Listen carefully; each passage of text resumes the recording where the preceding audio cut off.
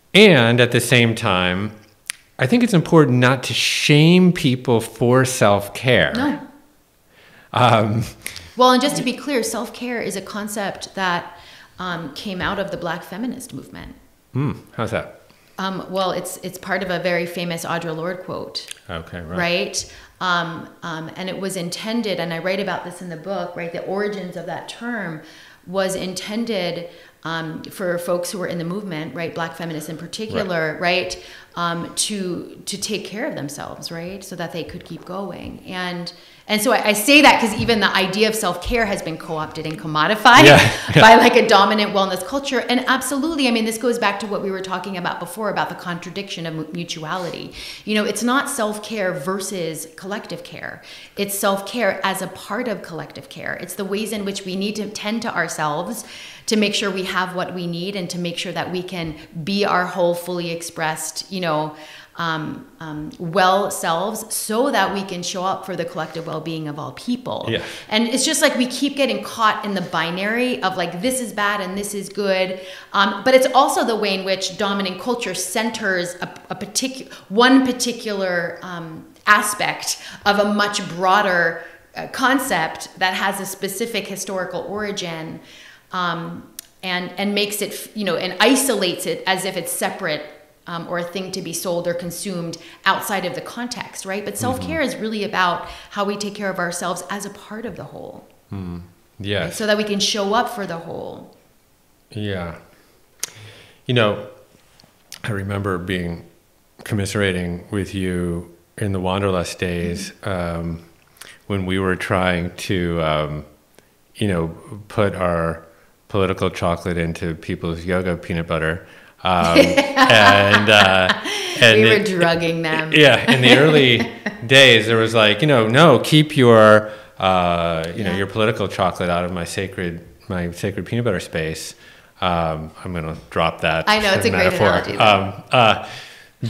And we would be very frustrated with that because, well, can't you see that, if you really do believe in yoga, then you know that our liberation is bound or our wellness is bound. That I can't be well unless you're well. So don't you get that? And so I remember being very frustrated for many years about that. And then, after 2016 and Trump, I felt that there was like a slight, melting of that fjord-ish for a moment, But I think that there's a temptation to say, and you write this in the book, and there was a couple of times when you wrote it, and I was like, I want to probe her on this a little bit, where like no amount of meditation is going to be able to address racial inequality. So I was like, okay, I get it. I mean, I'll let you have your say on it and and give you the floor on it, but also, when I think about the true objective of meditation, to the degree that there is one, because part of the goal of meditation is just to be here right now and not to have a goal. But let's say that for the sake of this particular conversation, we can say that samadhi is the goal, is that a true acknowledgement or a sensation of integrated consciousness, that there is no difference of what it's like to be me and the experience of what it's like to be you, that we are truly interdependent and connected. And so when I think of like 1 billion people meditating, I do think that that would have an incredibly profitable impact on our ability to disassemble systems of inequality or of inequity. So, and I also get it that, going into your little sacred space, up on the hill and just focusing on your own well-being is not going to bend the arc of history. So, again, there's a tension there, right? Totally. Yeah, I feel like, a lot of what I leaned into in this book, and I have a lot of like zingers like that to get people's attention. It is because of the context that we live in, right? It's not an absolute, right? And so I meditate every day. I do yoga every day because it is actually, I believe, a tool, right? It's how I build capacity to stay in the conversation, to lean into conflict, to take risks, right? For the well-being of everyone, political risks, spiritual risks, relational risks. And so there's a place for those practices in our individual and collective transformation. And I think it's important to acknowledge that the dominant narrative, the dominant culture, and by dominant I mean the culture that that we default to when we're not paying attention, the culture that has been entrenched and indoctrinated into like almost every aspect of our lives. And I'm talking about like the culture of individualism, right? The myth of separation that we talked about, right? Hyper independence and the self-made man, right? And the fact that we don't need help and to ask for help is a weakness, and perfectionism and supremacy, right? The idea that some people are more valuable and deserving than others, right? That's real, right? That's a real part of our history, and it's because of all the reasons you just named when you named all of the racial gaps, right? It's a real part of our present. Because of the dominant narrative and the dominant culture, right? That I believe overrides most things right now, it does feel important, right? To call out the ways in which some of these practices have been so hyper individualized that they've been almost weaponized to encourage us to look away and to turn inward, to escape the discomfort and the reality, right, of our current situation. Even the idea that like if you just take care of yourself, then that's your contribution to the world. Like we know there are a lot of people taking care of themselves right now, and it's not getting us very far. And so I just want to name that I did that very intentionally, right? Because there's no neutral culture that allows for us to be like meditation is great and so is political action, right? There's actually a very clear dominant message that we're getting from every direction, including within wellness, that predisposes us to do a particular thing. Yeah. And not, I believe, the thing that we need right now. Yeah. So I'll just say that when I meditate, and I have a clunky little practice, but when I do meditate, I tend to bring my best self into the world. Just as a human being in general, how I show up in my community and how I show up as a parent and a husband and as a colleague on my team. So I do think that there's knock-on benefits outside of just my own ability to handle adversity, et cetera, and to find peace and serenity and anxiety relief. But I also feel that in our attempt to kind of demystify a lot of these modalities, we then group them into like a bullet-pointed list of associated benefits, like optimal performance. Like if you meditate, you're going to optimally perform. You're going to get ahead. You're going to be a better football player, a better basketball player, a better Marine. Now, I mean, of course, now they're putting fMRIs on Marines and Navy SEALs, et cetera, to look at brain patterns and bringing in monks, to train our fighters. Cool. So it's cool.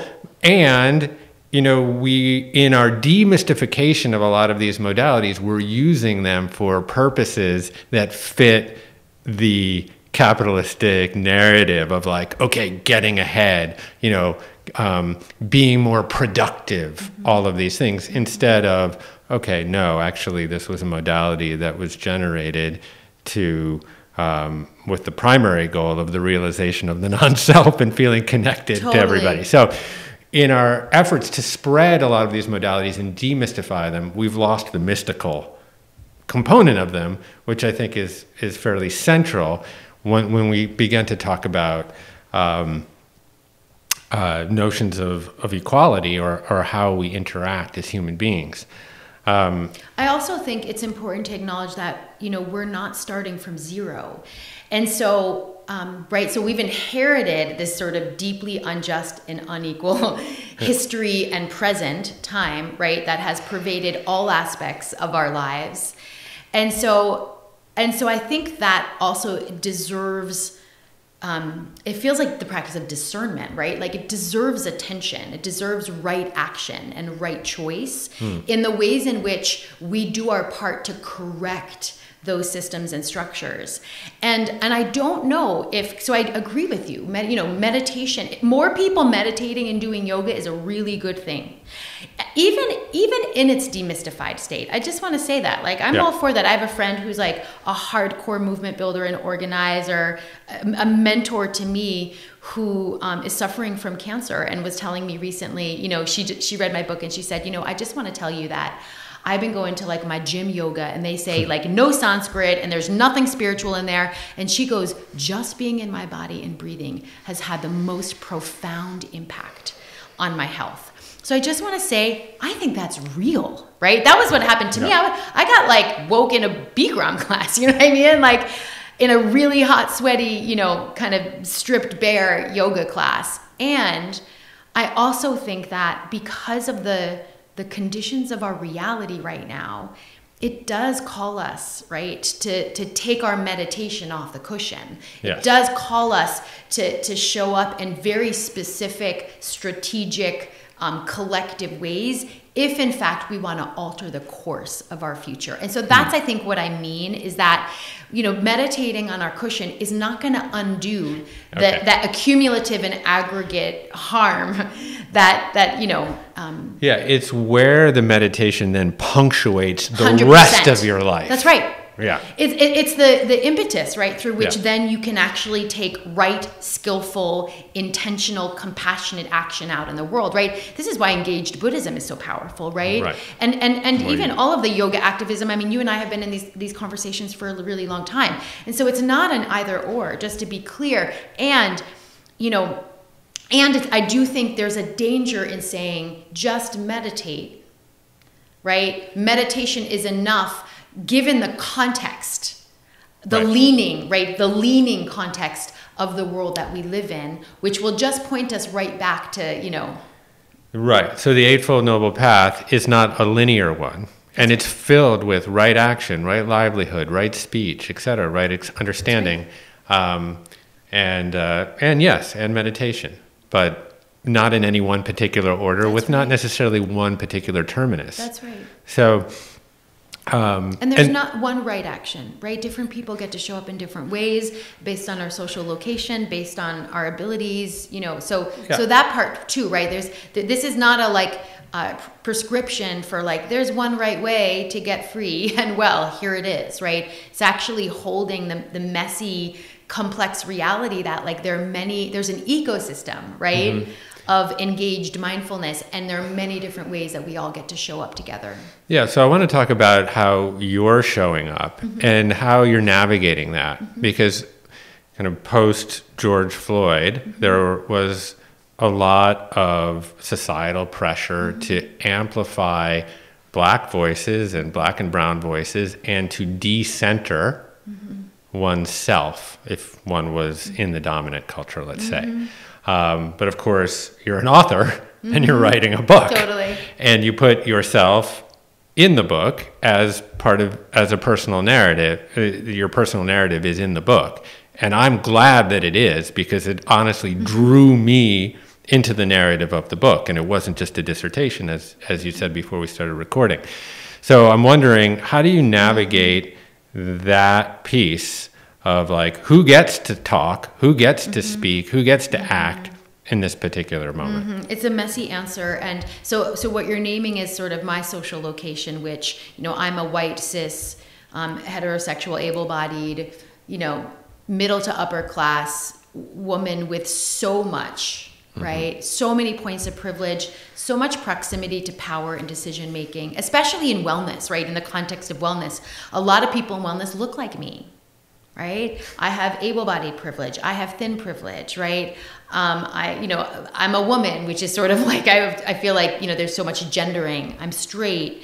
And so becoming aware of that has been really important for me, to not replicate, right, the very systems that got us here, but also so that I can become more skilled, right, and discerning in how I engage. And what I mean by that is like, what is my right role and responsibility? Not just given who I am, Kerri, and what I've lived through, and what my purpose is in the world. I feel like that's often the orientation for a lot of people of like, I'm good at this and my purpose is that, and I have a good intention and that's how I'm going to show up. But actually like reckoning with one's social location, right? Mm-hmm. And how many of us have benefited, right, from a lot of these really harmful systems and structures, and how a lot of us have actually been gatekeepers inside of them. So to answer your question,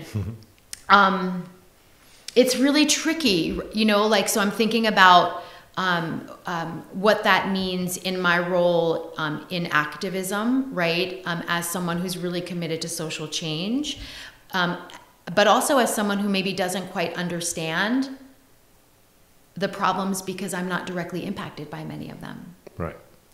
Right. So how that calls me to listen, right? When I'm doing solidarity work around racial justice or even income inequality or LGBTQIA rights, it's probably not appropriate or skillful or helpful for me to actually lead on those issues, but to listen, right, and to take the lead, right, from people who are most impacted by them, and then to work from my positionality, right, and leverage what I can to like have their back and support them in ways that they need and they ask for. And yeah, in writing this book, and I even think in like the ways in which I'm committed to transforming wellness culture, and reimagining wellness culture, I really struggled with centering myself, because I'm like, I've benefited from this culture and I'm also always centered in this culture. My body, my position, has always been centered. I've always, been featured. I've been in magazines. I've been on billboards. I've been ambassadors of different companies. I've had access to lots of practices and retail. I mean, all the things, festivals, right? And so when thinking about, and I tried to be really careful about this in the book, when thinking about the future of wellness, the reimagining of wellness, what's needed, right, for like collective and universal wellness that takes care of everyone, I don't know if I'm the right person to make that call. And I do believe that I have a role in exposing what's in the way. I have a role in disrupting the spaces that I have access to, and the influencers and the decision makers and the leaders.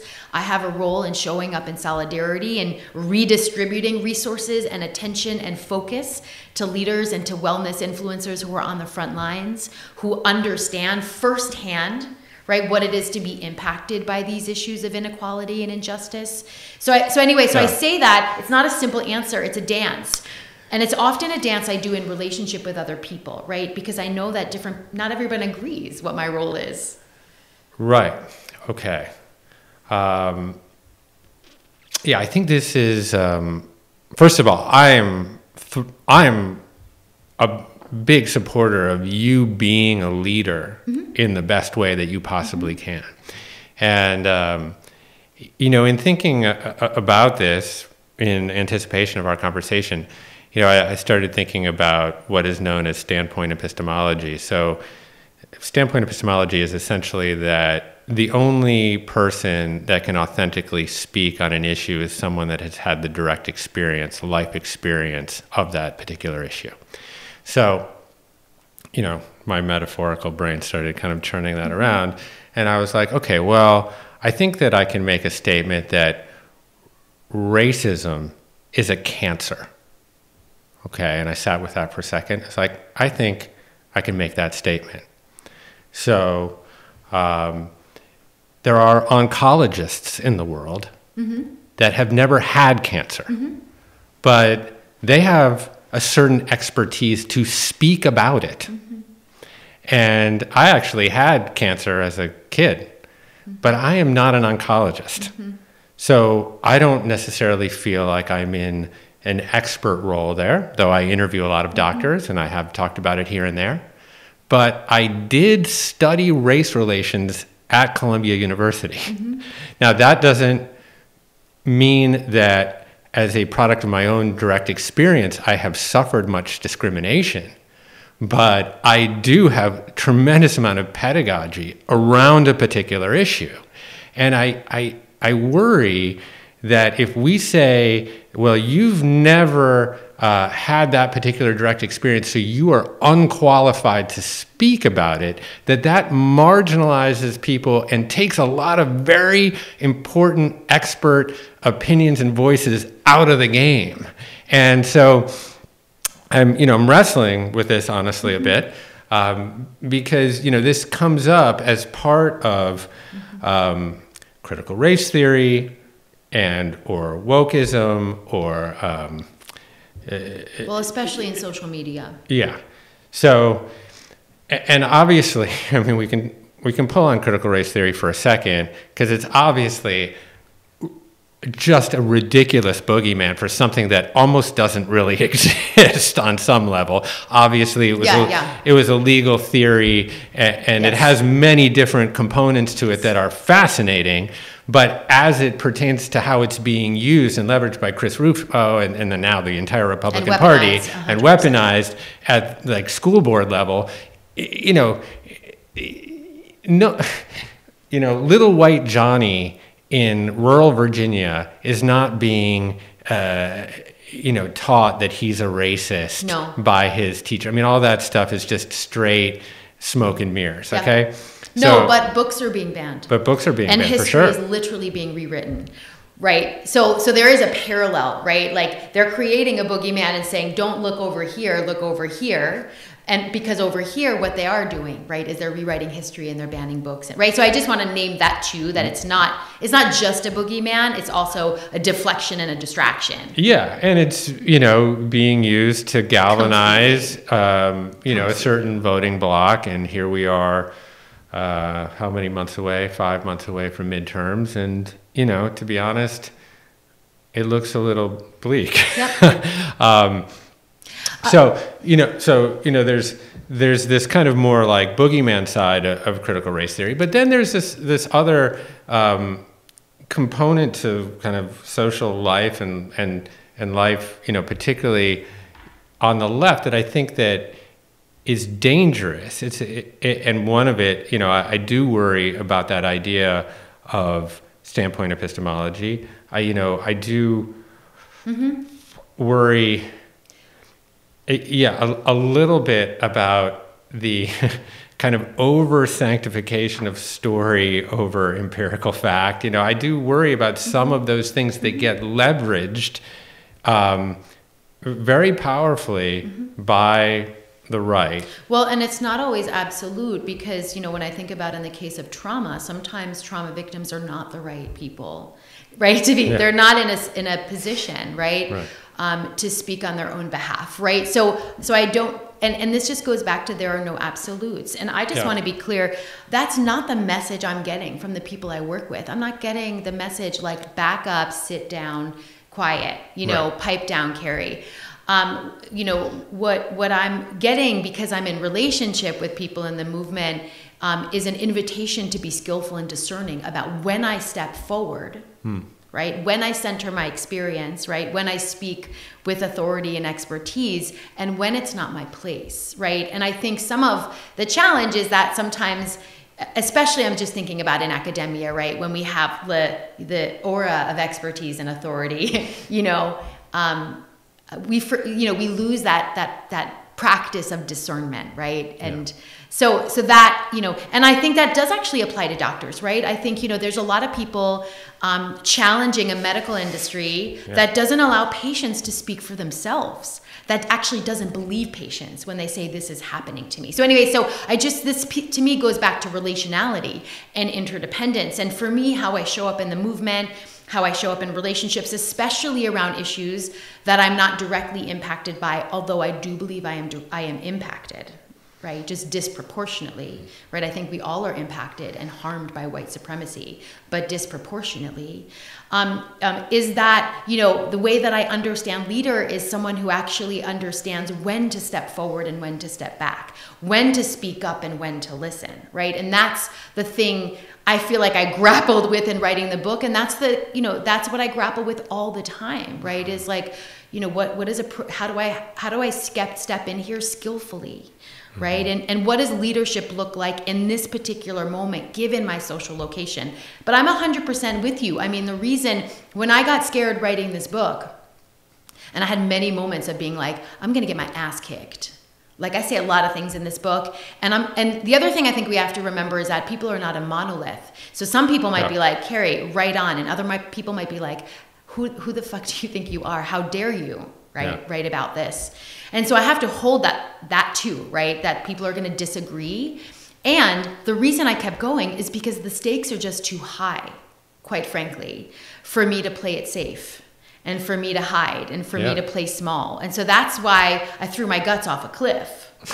Because I was like, we're staring down like really dark times, and we all actually have to rise to the occasion and take some really big risks right now. Mm-hmm. And this is mine. And you know what? That means if I make a mistake, I'm going to have to be accountable for it. Yeah. I want to ask you about privilege for a moment. Because this is a concept and a word that I feel is making a lot of people bristle right now, because I think it often does get leveraged in this binary kind of way, where you're either privileged or you're not, and I see it, levied against people, in my mind, somewhat unfairly, because we don't know what that person's life was like. And, we tend to, when we look kind of through the lens of kind of intersectionality and, okay, it's a white, cis man, we tend to be like, okay, well, we're going to file you in the privileged category box. And I get it, and I also think that privilege, at least in my opinion, needs to exist across a spectrum where I don't know who's been abused, neglected, raped, like all of these, the hundreds of things that could impact what it is like to be someone outside of sexual orientation, gender, and race. So I wonder, and you use the word, I think, social location, which in a way is honestly a much more nuanced way. And in the book, you have like a little wheel that you use. And, obviously you have to make it work in a graphic in a book. Awkward. But I wonder if you can just, pull on this notion of privilege and where it is important for one to do an inventory and identify one's own privilege, and where it's also important to have a little grace around people and whether or not they would be in the privileged category or not. Well, so the definition of privilege is advantage, right? It just means that you've had a leg up in the world not because of who you are or because of even personal things that have happened to you, but because of where you're situated in social systems, right? And in the hierarchy of bodies, right? Which is very real in our country and around the world in different ways. And so I say that because I do think people personalize privilege, and it's not personal. I mean, it is personal. And it's not personal, right? Yeah.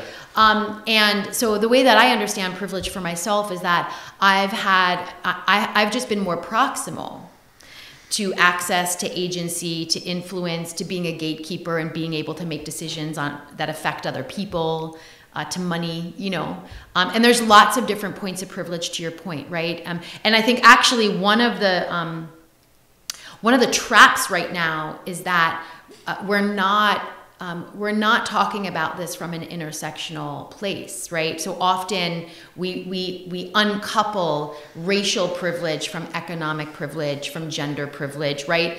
Which actually allows us to weaponize those things against one another, when in fact they're very much compounded. That's the definition of intersectionality, as it was intended. And so I do think it's important for us to take inventory to the best of our ability of all of the ways in which we've been shaped by dominant culture and society and systems, and the value that's been placed, right, on our social group memberships, right? And that feels important because I think sometimes, you know, our egos get tripped up because we think that it's like a judgment call on who we are, right. But it's actually just how society values you. It's not whether or not you're good or bad, right? It's not whether you've been a good person or taken advantage of, or it's just like society values different people, different bodies, different social group memberships in different ways. And so that feels really important because it depersonalizes a bit the inquiry around privilege. And the other thing that I think is important when we think about privilege is that privilege doesn't work in isolation. It's in relationship with oppression, right? Because privilege isn't just this cool thing that you have. It's often backed by social and institutional power. And this is what makes this conversation about social location, I think, different from things that have happened to us, like individual events or personal traumas, because those aren't always backed and reinforced and systematized, right, by social and institutional power. So I think about whiteness, for example, right? My white privilege is celebrated, rewarded, reinforced, centered, right, universalized, comforted, right, protected by many systems and structures, and have been for a really long time, right? And so it's not as simple as me just changing my mind. That's why it's like, it's both like political and it's personal, because we can't just change our minds and betray whiteness, right, on a spiritual level. We then have to go and like detox and dismantle the systems that have been shaped, right, to reward and celebrate and center whiteness. And the last thing that I'll just say about privilege is that I struggle with it, because I know it's a word that's accessible for people right now, so it's like sort of in the zeitgeist. I think is actually something that's like people are like grappling with privilege maybe first along their journey before they get to like a grappling with the system and the culture of white supremacy, right? And the ways in which, and the history, right? So I do think it's sort of like a point of entry for a lot of people. And I think it's really tricky because I think it has this connotation of better. Yeah. And I think that, and one of the things I really grapple with in this book is that there is also a cost. And there are people in my life, Black women, who are like, I don't want that privilege. Y'all have lost your soul to white supremacy. You know what I mean? Like, I don't want that. I don't want your privileges, right? I want a different world. I want a different culture, right? I want systems that celebrate all of our bodies and take care of all of us, right? So I think that's why I struggle with this idea of like pay your privilege forward, because it's like a lot of people don't want our privilege. They want an entirely different condition. Mm-hmm. Yeah, so in the summer of 2020, I was publishing a lot of articles just about all the things. And, just because the size of our email list is significant, if you're going to write 2,000 words, you're going to step in some bucket of shit somewhere. That's right. And you're finding that out right now. Right. And people would, email me because I would attach my personal email to those articles that I was writing. And, most people, the ego loves a tiny bit of adulation. So that was nice to get some of that. But there was quite a few people that would take issue with one thing or another that I would write. And on all sides of the political spectrum. But I was particularly interested in in conservative Republicans that would write in thoughtfully with some form of critique. So I was like, okay, well, maybe I should talk to these people. So I started suggesting to people that would write in that we would have Zoom calls. And so for the summer of 2020, I would apportion part of my Monday and Tuesday afternoon to having Zoom calls with people that didn't agree with me on some issue or another. And I became sort of a Zoom pen pal, if you will, with this woman named Sue, who's from Susquehanna, Pennsylvania. It's a very rural place. And she's a single mom, white, in her 30s, I think, working 2 part-time jobs. One, I think, at like a Home Depot and some other. Bought all of her food at the local 7-Eleven. because her town was essentially boarded up and had half a dozen friends who had died from opioid overdoses. And she was an avid Trump supporter. Mm-hmm. And I'll tell you, Kerri, she doesn't feel one speck on a pinhead of privilege. Mm-hmm. And not only does she not feel any privilege, but she felt very resentful of people's judgment of her, of the moral indignation on the left of her as somehow racist and unable to acknowledge her privilege. Mm-hmm. And this really fueled her fervor for Trump and right-wing politics, etc. And I also guarantee that she felt no connection or sense of guilt for what her grandfather or great-grandfather might have or might have not done. Mm-hmm. And so, to be honest, I give her a lot of credit because, I was sort of in the position of power, sort of in our conversation, but it went offline. But she was willing to engage with me, back and forth over most of the summer, and I'm still in touch with her here and there.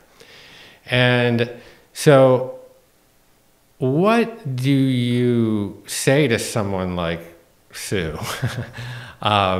who clearly on some level this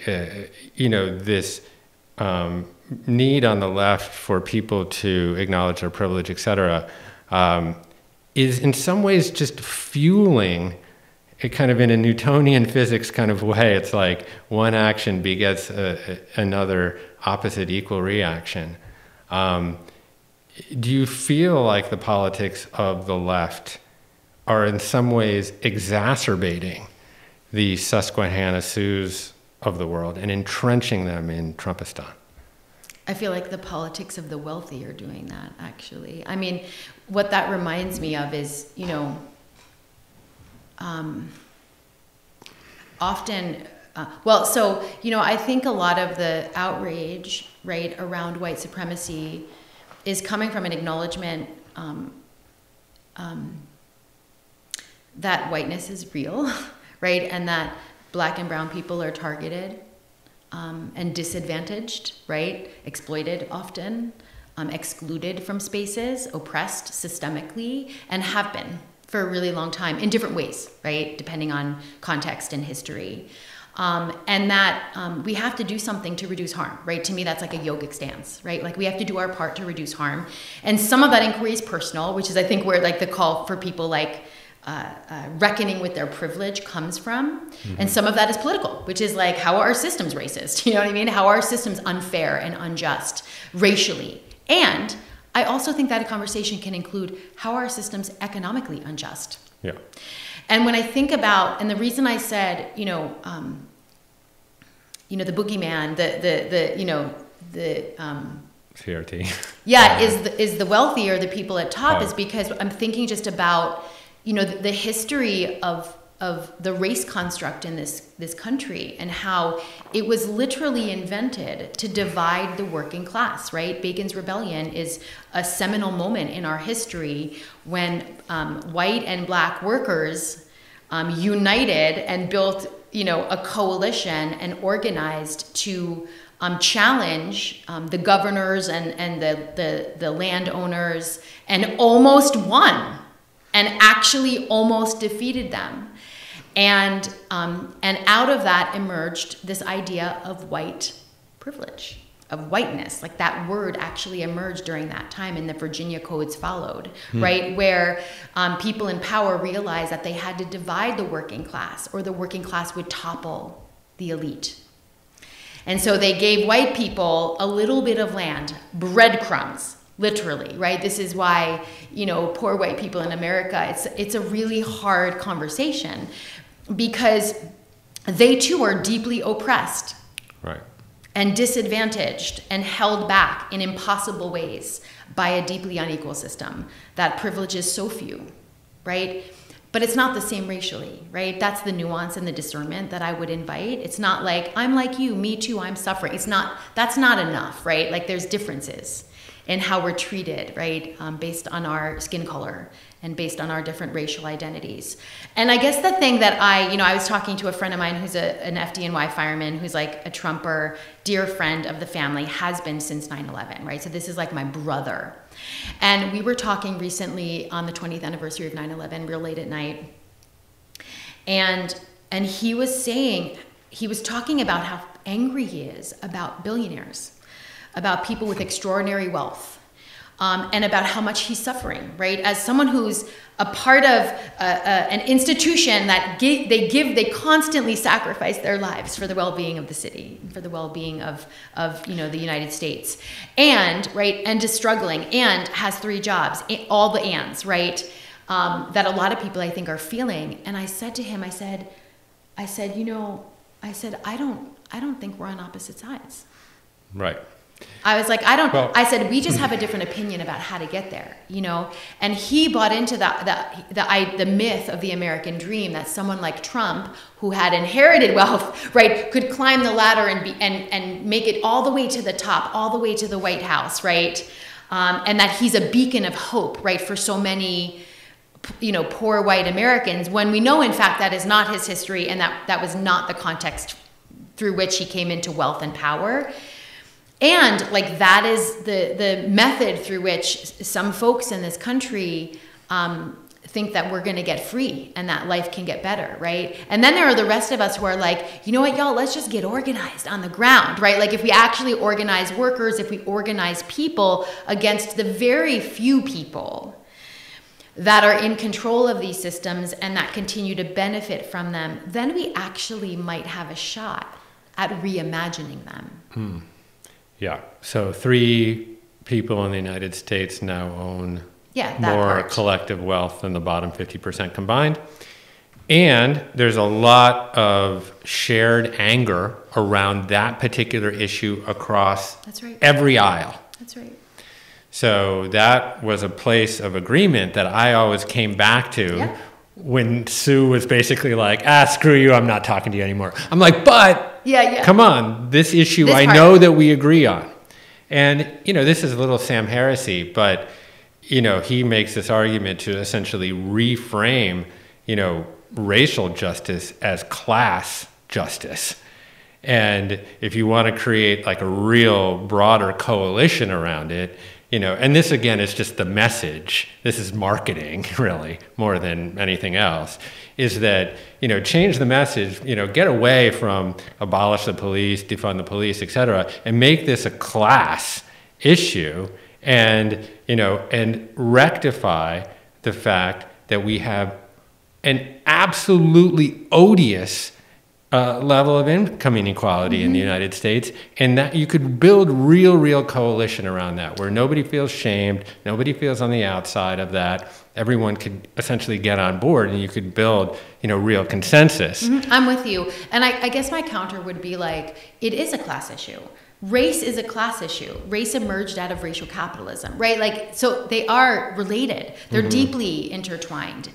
And I also don't think we need to erase race. I think to do that, and this is where our practice comes in, right, really beautifully, is that our practice gives us the capacity to hold many complexities and many contradictions, right, and the messiness of, we can all be united on class activism and movement building, and we're within class, right, there are many different lived experiences. I'm even thinking about the disability community and all that they have done, right, for class politics. But they too are having a very different experience, right, and deserve to be at the table. And so I feel like we are capable.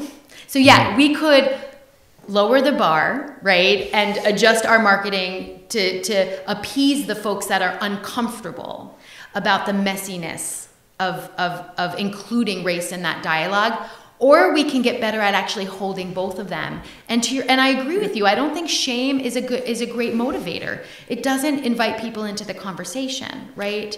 But I also think that we can be talking about the many different ways in which we're situated inside of these problems without having shame. I mean, I know for me, I've been doing this work for 2 decades now, and I can say that I talk about privilege now, right? I take inventory of like the many ways that I have benefited, the many ways I have been complicit and continue to be complicit, right? In ways that I'm unconscious of, right? Because of the power of dominant culture and socialization.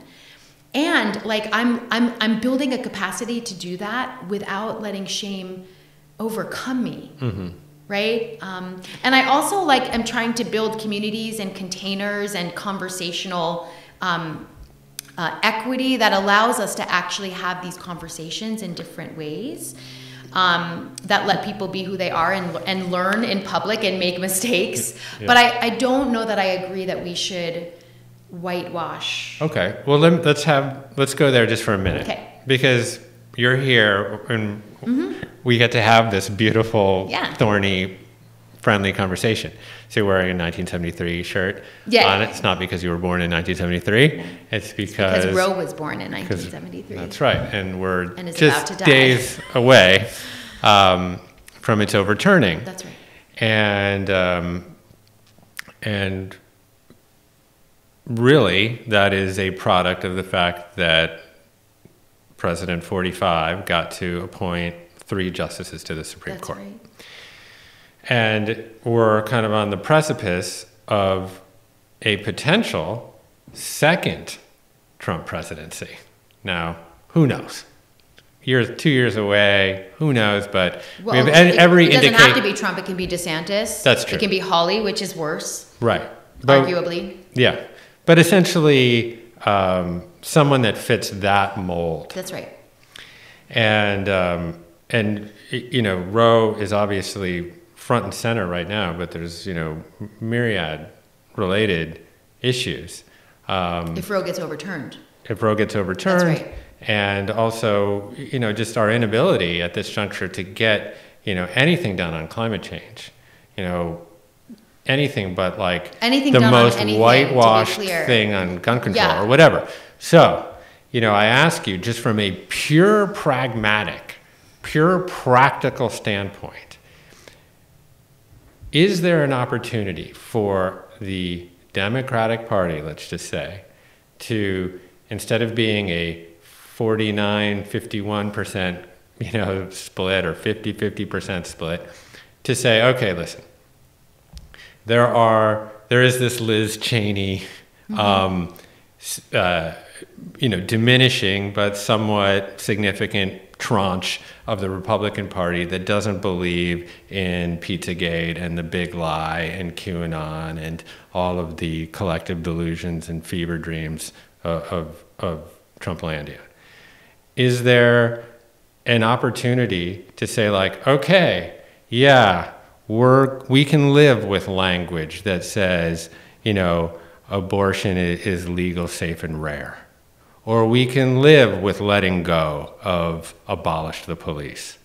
And we can live with letting go of some of that kind of messaging of what you might categorize as whitewashing in order to enlarge the tent to become a 60-40 majority such that we can get some things done on climate change. And I don't know the answer. I'm just playing, I guess, devil's advocate here, because that is a conversation that is happening out there, and I want to see how you feel about it. I don't know that I believe that would expand the tent. I don't know that moderate politics is actually going to expand the tent or engage more people. And in fact, we're seeing that most people who are energized, and I'm talking about the populace, are energized on the far right and the far left. And a lot of people in the middle are just disinterested, quite frankly. That's the biggest divide. That's one of my favorite statistics in the book, is this thing that I found that, you know, the largest divide politically is not between the right and the left, it's between those who are engaged and those who are disengaged. And the number was 80% consider themselves disinterested in politics. We have a deeply apathetic citizenry. And we could debate about why that is too. So I don't know, I don't think I'm convinced. I mean, when you look at the ways in which this congressional body is voting, it is not moderate. Moderate is not winning. Moderate is even passing, right? So I don't know that strategy is actually going to get us where we need to go. I actually think the strategy that will help us is actually to restore and protect democratic structures, to make sure that voting rights is actually protected so that more people can vote, and not, be shut out of the vote. I think that, regulating gerrymandering, limiting money in politics, like those are the things I think that are pulling us further and further and further away from any progress. And we're very close to shutting down our democratic institution, because of those structures, and the filibuster obviously is one of them. And so I'm just not sure that rebranding, you know what I mean? Some of these issues, because take gun control, for example, 80% of America wants gun regulation, and Congress still won't act, right? And so I just feel like the power is with the people, it's with voters, and we have to do everything we can to turn people out and to make sure people have the right to vote, and that elections are protected and not stolen from, the folks who are claiming it's being stolen from.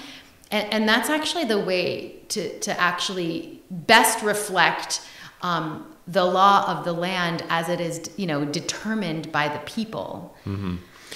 So, because essentially what we have right now, given a lot of our governmental structures and how they're set up, is a quasi-tyranny of the minority. Completely.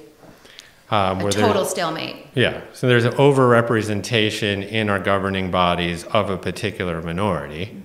Which we can also trace back to the Electoral College. Right. Yeah. Well, absolutely. Well, and just the way systems of representation are generated, particularly in the Senate, where I think, there's, even in a 50-50 Senate, and I could be wrong about the exact number, but the Democrats represent, I think, 40 million more people. That's right. That's exactly right.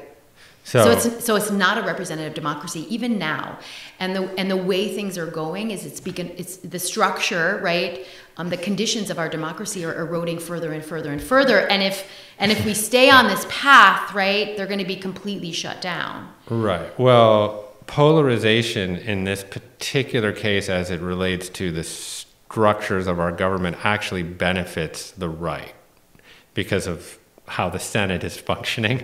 So I think, this was a statistic that I've read where I think 30 or 40 years ago, this is in a Brene Brown book, 25% of us lived in a landslide district, essentially a district where one party or the other ran away with the election. And now we're talking about 80%, 85% of us live in a landslide district. So incumbents just sort of almost get rubber stamped back in, except basically just the way that the United States is set up.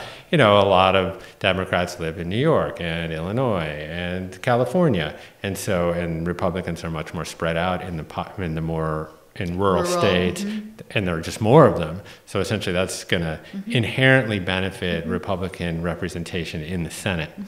Well, and we're also not talking about local politics, right? Republicans and conservatives have been rigorous for many, many decades in securing local political power. Yes. At the state level, at the state legislature level, at the district attorney level, and we're now seeing the consequences of that on the left, right? The left has lost so much ground. We've been preoccupied with national races. And so that too feels like a strategic imperative that we actually redirect a lot of our attention and resources to local races and make up some ground as fast as we can. Yeah. So your belief is it's not as much about rebranding, it's more about galvanizing. Yeah, and there's some amazing people out there actually that are doing a ton of research about what is the framing and the storytelling, right? And what are the narratives that transcend the divisions, right? That actually capture the deep yearning that people have, right? Anat Shenker Osorio is one of them. But amazing people are actually working on sort of narrative growth, right, and narrative efficacy. So to your point, we can tell a more inclusive story, but one that doesn't exclude, right, or eliminate the very real lived experiences of people who are often most impacted, right, by these systems and structures. And I think we get caught up in the narrative and marketing work, and we forget that we have to organize. Right. Okay. On the ground. And the things that you're doing, like having conversations on Zoom, like talking to people one-on-one, having house parties, that's like some real like gritty and generative space for us to play in. Talking in our yoga studios, right? Talking, like having conversations on social media. Like some people, really get valuable experiences on social media, and that's a place where they can gather and organize and feel seen and feel safe. So I just feel like, taking it out of sort of that like meta land and even like the cerebral conceptual, and getting in relationship with people and pulling together small circles and having house parties and just getting like real with one another in relationship, in conversation, in conflict, in disagreement. Like that to me is where there's a ton of possibility. And that's happening all over the place. I mean, people ask me, the question I get most often these days is like, do you feel despair or do you feel hope? I fucking hate that question. And I'm sort of like, I feel them both always at the same time. Sure. I think a better question is, where do you feel hope? And I feel hope when I'm organizing. I feel hope when I'm in conversations with people, even if I'm in conversations with people across the aisle. I feel hope when I'm showing up on the front lines, when I volunteer to be a part of like a movement action. I feel hope when I'm engaged in something bigger than myself. I feel really terrified when I feel alone and isolated. I think that's where a lot of people are. I would imagine, right? And so like when people are like, what do I do? Like how, like I say, join an organization, connect with other people around an issue, host a small circle, you know what I mean? Even do a book club, right? And start to like learn about some of these issues, learn together, be in a culture and in a community of learning and growing together, get educated about issues that you're not aware of. Read, it's like a million ways, right? I feel like people can engage. There's so many pathways and points of entry. So there's not one right way for any one person. But that's where I feel the most space and the most movement, like forward movement. Often also I feel challenged in those spaces, but invigorated, Yeah. So to bookend the conversation, I want to talk about reimagining wellness, because that's where you go. Yeah. And, my empirical mind, when I ask myself that question, it goes very much like affordable housing policy, 100%. Expanding access to healthcare, a fair tax policy, addressing income inequality. Like it goes very tactical. Just that it includes those things feels like a deep reimagining of what we learn, right? And what we see in wellness, I'm not sure it's very imaginative, though, from the reimagining perspective. I see what you're saying. But I don't know. So where do you land when you think about reimagining wellness? Well, I want to say that what you just named feels outside of the box, and that, people in yoga studios and meditation spaces aren't talking about a living wage. They're not talking about universal housing and healthcare. And so I do, right? We don't consider those wellness issues, right? We don't consider that the practice of wellness. So I actually think what you're naming, I know you would go there because you've been there all along with me, but like most people don't consider politics wellness, right? And I think folks have to realize, because of all the things that we talked about, because of the social determinants of health, right? The conditions that determine whether or not we survive or thrive, right? Because of the structures, right? And the culture that we have inherited from this history. I do think we have to start to see wellness outside of the bubble. We have to start to see that these really core and critical social and economic issues are in fact wellness issues, because none of us are going to be well if we stay on this track. I don't care how tight your lotus pose is, So I do think that's part of it, right? And a lot of the people that I invited in, so the reimagining chapter in the book was me sort of getting out of the way and being like, I'm going to ask folks who are working at different intersections and who are doing wellness in ways that we often don't see, right, in Yoga Journal, or that we don't see broadcast from big wellness companies. And these are some of the things I did hear from them, right? Where they were like we actually have to stretch our wellness practice to take responsibility, right, for the collective. And so those were some of the themes. I want, you know, some of the other things that I loved that came from this group was the idea, and we talked a lot about kind of the paradox already and holding contradiction, but the idea that there is no escape, right? So there's no purity in the reimagining of wellness. In fact, reimagining wellness demands that we hold the messy moment that we're in. And we hold the contradiction of like the absolute and the relative at the same time. Right. And I really appreciated that they named that. And one of the ways they talked about that was in how they talked about transition, right? That often when we talk about reimagining, we're thinking like destination, right? And like, what is the outcome and how do we, you know, catapult ourselves there and just avoid all of the muck that we're in right now? And they were saying, no, that's not possible, right? We're kind of in this sticky in-between where we're coming from and where we're going. And what's important is how we walk through this transition, how we live through this transition. And some of what they said is that we need to ensure, as we witness the collapsing of systems, right, and the emergence of alternatives, we have to make sure that the transition is just. We have to make sure that in this transition, we reduce suffering, especially for those who are most vulnerable, right, in the collapsing of systems. We have to make sure that as we move through this transition, that it's joyful also, and playful, and expansive, and creative, and artistic. So I loved that too, because I think that's one of the biggest questions folks have, but they don't have words around it. Like, how do we live through this moment? Yeah. Right? Like, how do we survive this particular messy moment? And it's not about some utopia. It's about actually, like, how do we take it step by step? Yeah. There's a great Malcolm X quote, when I becomes we, even illness becomes wellness. That's right. And, but how do you get from I to we? And, you know, our friend Anasa Choudman, who's one of the people in that chapter. I love what she said in that chapter, because she addresses that paradox of I and we. Yeah. And of course she has, you know, the big we, but she also acknowledges that, you know, that community is made up of individuals. Yeah. And that in some ways, all of the human condition is an aggregate of billions of little decisions, some of which we can just make on our own for ourselves, such that we can show up better in our communities. And so there is this both and. There's this both and I think she really nailed it. Yeah, because the other thing she says in that chapter is that our systems are sick.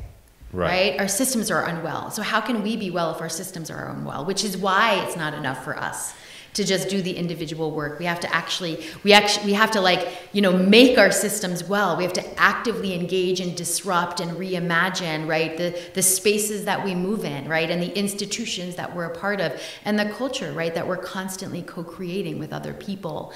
And that's also where the practice lives. Right. And she's doing amazing work in Memphis around that. Right. Yeah. She's, you know, that's why I asked her, because she doesn't have some Moroccan, you know, I mean, she like does yoga and meditates and is an artist but her wellness, right, is like out in the world, like fully and wholly, right? And it's one of the most beautiful manifestations of wellness that I've seen, but it's not often how we think about wellness, and it's not what we see when we paint a picture of what wellness looks like. Yeah. And those were a lot of the people, you know, that I called in. And then another woman, Dr. Yasmin Siedula, talks a lot about abolition culture, and that we have to challenge systems that harm people, right? That are designed to harm people or dispose of people or remove people from their families or separate people from their loved ones, right?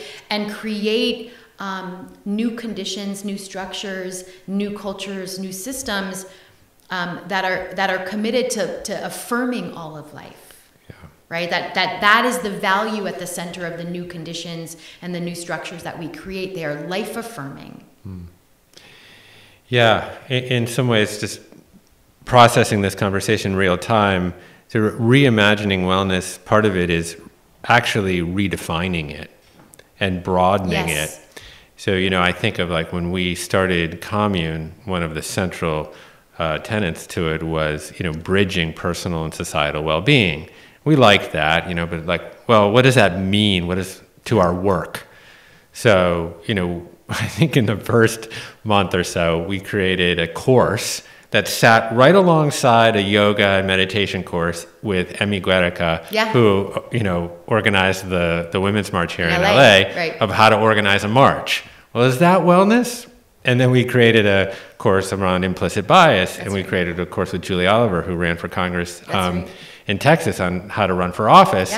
And we did another course on civics and stuff in permaculture and regenerative farming and soil, and topics that wouldn't necessarily fit kind of down the middle of what one might think about how one might define wellness. And in its current construct. And I think, maybe that's what it is. And I'm just honestly, this is a real-time thought. Well, and the thing about redefining that I love is, I think about redefining as like an alive process, right? Because how the minute you define a thing, it changes, right? So redefining is like a constant inquiry into what is it now? And then what is it now? And then how is it changing? And, and I've been kind of going around and asking people what wellness means to them. And one of the things I love that I heard from someone was wellness means different things at different moments, right? So how is wellness changing for people too, right? And how do we create a wellness ecosystem that is so complex, that has so much capacity to hold our many different needs, right? That's self-determined, where people get to decide for themselves what wellness is, right? And it isn't some prescription by some self-help guru, right? That has all the answers to how, we can become superhuman or whatever it is. And so I feel imagining into a wellness culture that's counter to the one we have means imagining into one that's messy and complex and diverse and ever-changing and ever-evolving, and how can we be adaptable, right? So that we can just keep responding to the emerging needs as they come down. Kerri, thank you for writing this book. Yay. In a way, I'm so glad that you have a fossil record of your work and your life. And I see this as, like you say, an evolving 100% work. And you're very honest about it. You ask as many questions as you answer in here, and you engage. And I think that's what we need to do, because conversations just might be the one thing that stand between us and the world that our hearts know is possible. And so I applaud your bravery with this, and just all your work. Thank you. And your activism and your willingness to put yourself on the line over and over again. I appreciate that. And what I'll just share with you is the place that I got to at the end of this book that I feel like it took 324 pages for me to get there. Because I was going through this book and I was like, we have to give this up and we have to detox this and dismantle that and it was all kind of letting go of things. And the place that I got to at the end of this book that I needed to get to in my own spirit and soul was that actually there's more. Beyond whiteness, beyond, the commodification of wellness, beyond colonization, beyond all the constructs that had been placed on us, right? Beyond our environmental situation, right? Beyond the injustice and beyond all of this, if we can get beyond it, there's more. There's more beauty and there's more potential and there's more song and dance and creativity and, hopefully there's a future there for us. And so thank you for saying that. And that's sort of the thing that keeps me going. There's more. Hey, I'm glad you enjoyed this video. We have conversations with today's top thought leaders every single week. So make sure you click the notification bell below so you don't miss our weekly videos. I'll see you soon.